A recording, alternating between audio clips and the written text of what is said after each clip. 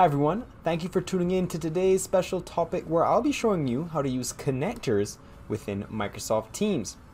So for those of you that are not aware, Skype for Business will be phased out in 2021, and for that reason, if you haven't already migrated to Microsoft Teams, I highly recommend doing so if Skype for Business is a key factor within your organization. And I'm going to show you one more benefit as to why you should make that transition over to Microsoft Teams. So the first thing you're going to want to do is open your Microsoft Teams.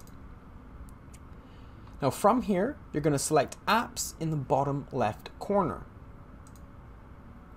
Now here you'll be able to view a lot of the top applications or connectors that you can go ahead and attach to your Microsoft Teams or a specific team. I'm only going to be showing you guys a couple of them, so please go and search through this large variety of different applications you can connect to your Microsoft Teams and pick what suits you best.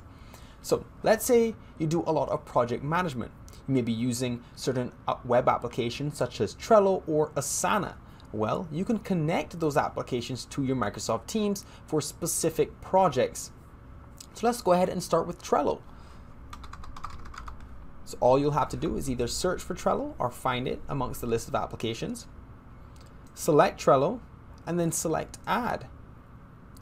Now you'll be able to utilize Trello within any of your teams.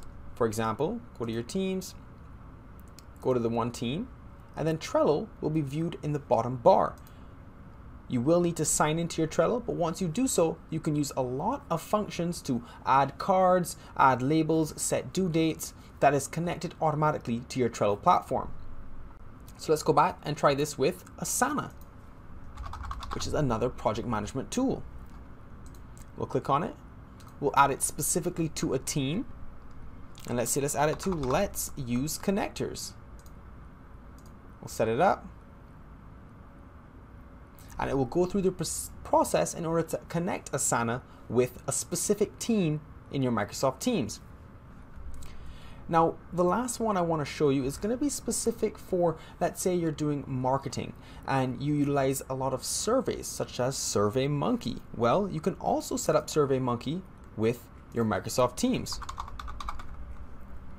So let's go ahead and select SurveyMonkey, and then we'll add it to our Microsoft Teams. From here, you'll see that it'll also show up similar to how Trello did on the bottom bar. You'll be able to set up your SurveyMonkey.